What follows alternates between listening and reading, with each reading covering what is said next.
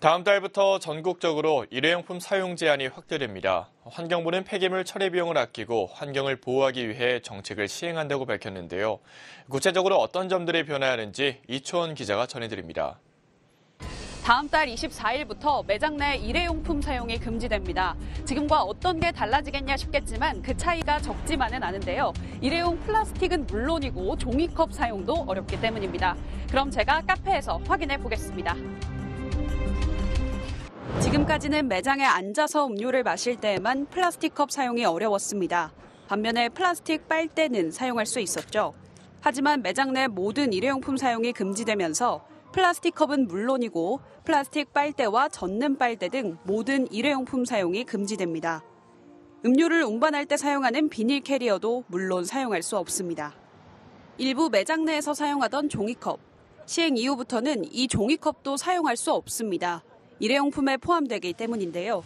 그렇다면 편의점과 같은 도소매 점포는 어떨까요?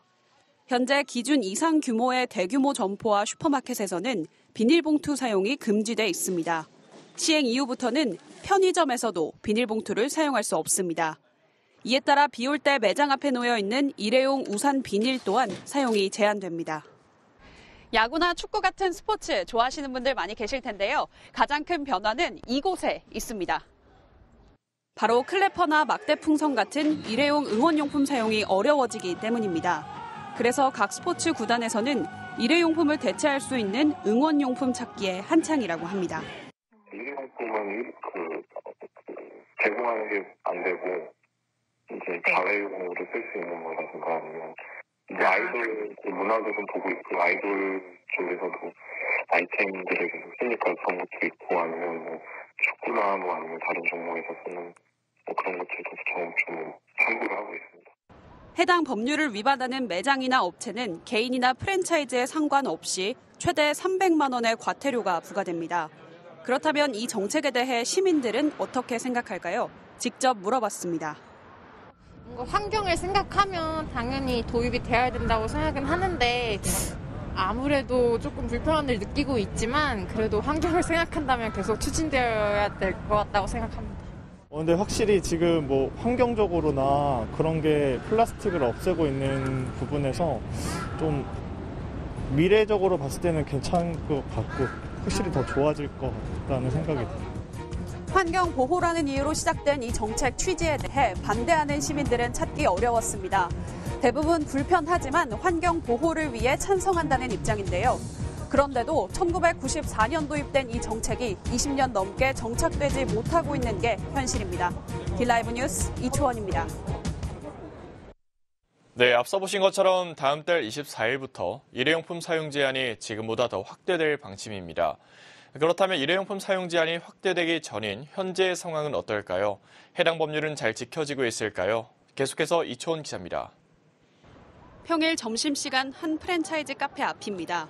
가게 곳곳에 플라스틱 사용 금지 표지판이 놓여 있지만 모두가 플라스틱 컵을 들고 앉아 있습니다.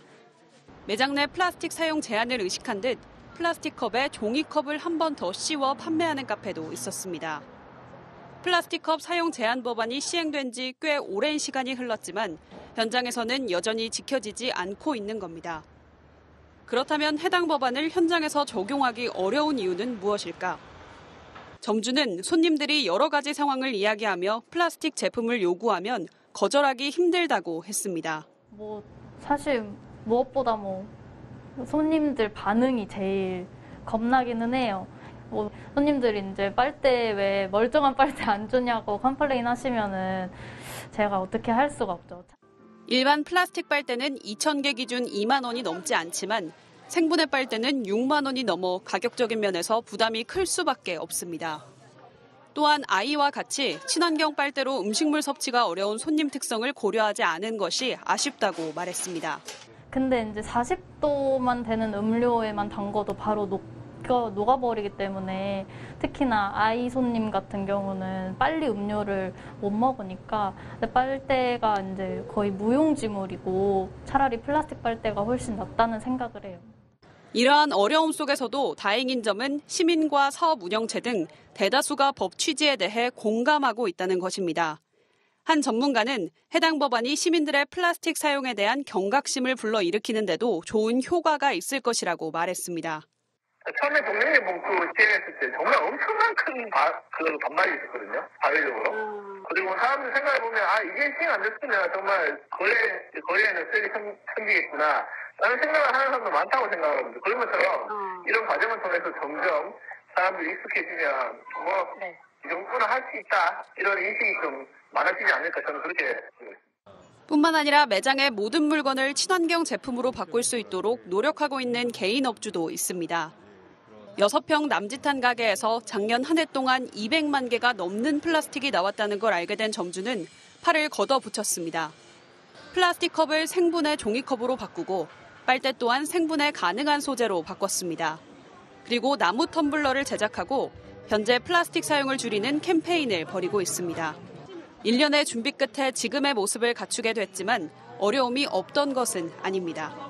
네, 아무래도 이걸 바꾸는 데는 거의 1년 걸린 것 같아요. 완전히 바꾸는 데까지. 근데 그 사이에 제일 컸던 게 이제 직원들이 이제 설거지, 그리고 유리잔 깨진 거에 다치거나, 그리고 말려도 냄새가 나는 경우가 있고, 그럼 또 행주나 이런 것도 또 계속 신경 써야 되고, 사실 이런 쪽이 제일 좀 어려웠죠.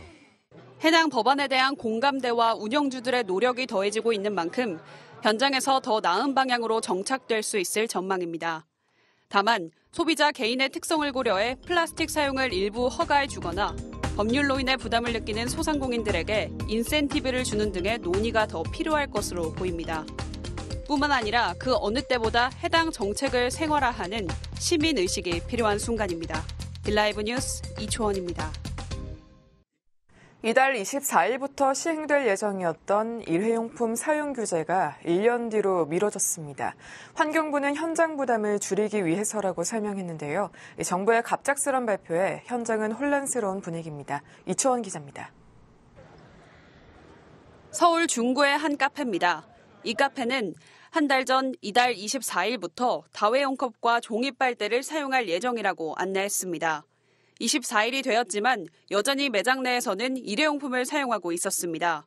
정부가 이달 1일 갑작스럽게 1년의 계도 기간을 두겠다고 발표하자 일회용품 사용이 계속되고 있는 겁니다. 환경부는 현장 부담을 줄이기 위해 계도 기간을 둔다고 설명했습니다. 하지만 정부의 갑작스런 발표는 오히려 혼란을 초래하고 있습니다. 규제를 준비하던 카페는 다시 일회용품을 사용하고 있고 편의점은 비닐봉투 사용을 다시 시작했습니다. 편의점 점주는 난감하다는 입장입니다. 해당 법안에 비닐봉투 사용 금지가 포함되자 대체제인 종량제 봉투를 대량 발주했는데 비닐봉투 사용이 다시 가능해졌다는 겁니다. 한 편의점 점주는 시민들도 비닐봉투 사용이 어렵다는 사실에 적응해갈 때쯤 정부가 계도 기간을 설정해 다시 비닐봉투 사용을 유도하고 있다고 말했습니다. 그러니까 이게 너무 웃긴 거죠. 저희는 갑자기 그리고 고객님들 이게 이제 이렇게 다 나오면서 이게 안 나오는구나 그러면서 이제 그래도 이거를 쓰기 시작하려는데 갑자기 이게 또 되니까 이거 쓰지 이거 안 쓰지 이미 공표를 했고 광고도 하고 TV에서 광고도 하고 그랬으면 발표를 했으면 그냥 이왕 처음에 막 시끌시끌해도 한 6개월이든 1년이든 밀고 나가면은 또 그렇게 넘어가거든요. 또 정착이 되고. 근데 환경 전문가는 정부의 계도 기간 운영을 비판했습니다. 계도 기간을 가지기에는 충분히 이전에 준비할 시간이 있었거든요. 당장 일단 시행령 개정만 해도 작년 말에 됐고 제도 시행에 가까워지니까 이제 그에 맞춰서 계도 기간을 발표한다는 것은 사실상 환경부가 일회용품 규제에 대해서 명확히 준비를 하지 않았고 할 의지도 없다라고 포기한 것이나 다름없다고 보고 있습니다. 정부가 실질적인 감량 효과를 얻기 위해 설정한 1년의 계도 기간. 하지만 정부의 갑작스런 정책 변경으로 인해 현장의 혼란스러움만 가중되고 있습니다. 무엇보다 1년 동안 구체적인 논의가 없다면 계도 기간이 끝난 뒤 과연 지금과 달라지는 게 있을지 생각해 볼 필요가 있어 보입니다. 딜라이브 뉴스 이초원입니다.